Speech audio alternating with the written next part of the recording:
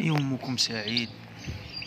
تحياتي لكل مواضيع وكل الإخوان اللي متابعيننا في الصحة وكيدعمونا وكيستافدوا معنا وكيطبقوا النصائح.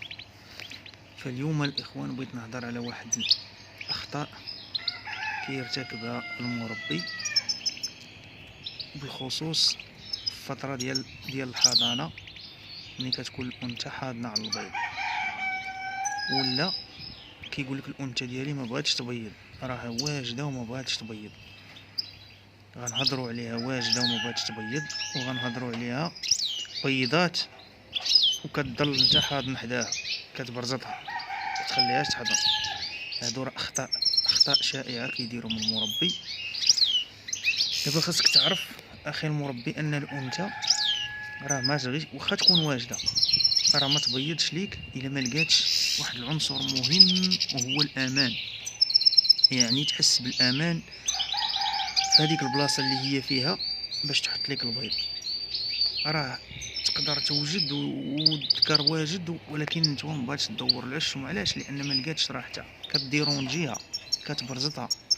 خاصك في هذه الفتره هذه بالذات تعطيها اتساع، تجي تبدل الماكله الشراب داكشي اللي غيقدهم في النهار نقي ليهم صافي غبر.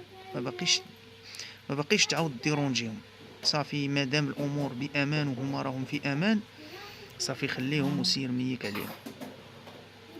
يعني راك صافي ما عندك ما تغير. انت الا جلستي تمايا وبقيتي انت حاضن حداها وحاضيها، لا ما بغاتش تجمع العش، لا كيطلع عليها من هنا هادشي كيديرونجيها، كتحس هي بالديرونجمون صافي ما كتبغيش تجمع العش، صافي كتبقى تشتت فيه ولا المهم بحال هكا كيوقع. هذا خطأ.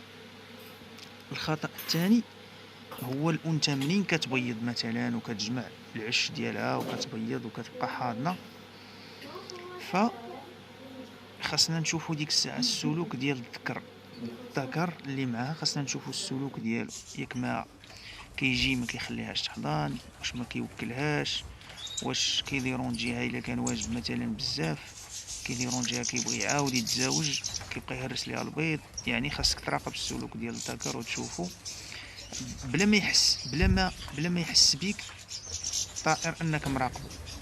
يعني خاصك تكون ذكي، تخلي شي تليفون، تخلي شي حاجه يصور لك واخا غير ساعه، راه غادي تكتشف فيها الكثير والكثير، وغادي تعرف السلوك ديال الذكر. باش ديك الساعه غادي تشوف واش تعزلو ولا تخليه معاها. هذا من جهه. من جهه الثالثه، الخطا الثالث اللي كيدير المربي هو انه نتوما ملي كتحضن كيبقى يقدم ليها الاكل بزاف بالزايد، بحال الا راه غادي توكل، كيزيدها البيض مسلوق ويعطيها، كيبقى غادي بنفس الريتم باش كان غادي ملي كان كيوجدها. لا، كتنقص ليها ديك الساعه حتى تفرخ ودير الفراخ عاد تهلا فيها باش توكل ديك الساعه الوليدات. والخطا الرابع هو كاين شي اخوان كيتشكاو بزاف، كيقول لك اودي انا الانثى ديالي كنجي كنلقاها لايحه البيض في القفص ولا ما كنلقاهاش حاضنه. حيت الخطا انت اللي درتيه. شنو درتي؟ انك ما كتطفيش عليها الضوء مثلا، كتطفي عليها الضوء. كيكون هذا الخطا كيوقع بزاف الاخوه اللي كيكونوا مربيين القفوصه وسط الدار في شي بلاصه اللي عامه وكيبقى شاعل فيها الضوء، ومنين كيطفي الضوء ما كيردش البال للنتوى واش قارقه فوق العش ولا ما قارقاش، وهي كتكون مثلا واقفه فوق المجتم كتبقى تمايا كتجيها البيضه كتلوحها في القفص. يعني ما مشاتش للعش. علاش؟ حيت ما باينش ليها العش وطفى عليها المربي الضوء وخلاها، ولا كيطفي عليها الضوء وهي حاضنه على البيض وهي ما حاضناش على البيض، عندها البيض في العش، كيطفي عليها الضوء وهي واقفه فوق المجتم ما كتمشيش للعش ديالها، كيبقى داك البيض كيخسر ما كيخرجش، واخا كاع ترجع ليه غدا تبغي تحضن عليه يعني فات الفوت. هذا خطا. يعني بنادم يطفي الضوء على الطويرات حتى يشوفها واش النتوى حاضنه في العش ديالها، عاد ولا يدير لهم شي فيوز صغيور حداهم تما باش يبقى يبان ليها الضوء. الخطا الاخر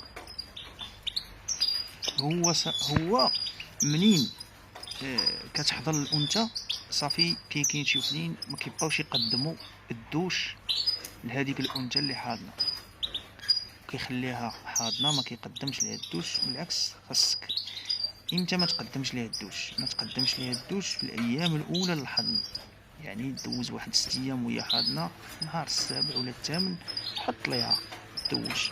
علاش؟ باش ما تكونش عندك الفاش حتى الا كان فيها شي قمل ما ينتقلش من تما ويمشي للعش ويحضن تا هو في العش ويدير البيض ديالو ويخرج، وتولي انت مدابز مع القميله تاني من جديد. مشكله. يعني الفوائد ديال تقديم الدوش وبالخصوص في اليوم الثامن ولا التاسع من الحضن انه كيعاون حتى هذاك كيرطب الغلاف ديال البيضه، كيخلي ان الفرخ اللي وسط البيضه منين تلحق المده ديال الفقس كيخرج بسهوله.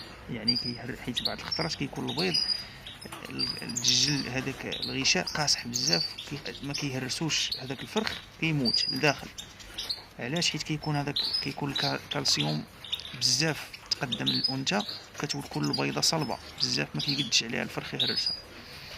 المهم كانت هذه اخطاء شرنا ليها، وباش ينجح ليك وتبيض ليك الانثى خاصك توفر لها الامان اللي هو عنصر مهم جدا باش تحضن هذيك الانثى في امان وكتحس بانها راه كاينه في امان، يعني ما كديرونجيهاش. وإلا بقيتي انت حاضن حداها وكديرونجيها وكتبرزطها وكتطلع عليها يعني راه ما غاديش تلقى راحتها. غير هو في هذه الايام الاولى مزيان تكون المراقبه، ومزيان قبل ما يبيضوا الاناث وقبل وتعرف انت وين اللي مرض وتعرف كذا وتحيد المشكل من الاول، ما تخليش حتى للتالي. المهم نتمنى هذا الموضوع يكون عجبكم وتكونوا استفدتوا معنا. نتمنى انكم تنشروا معنا هذا الموضوع. تحياتي لكم.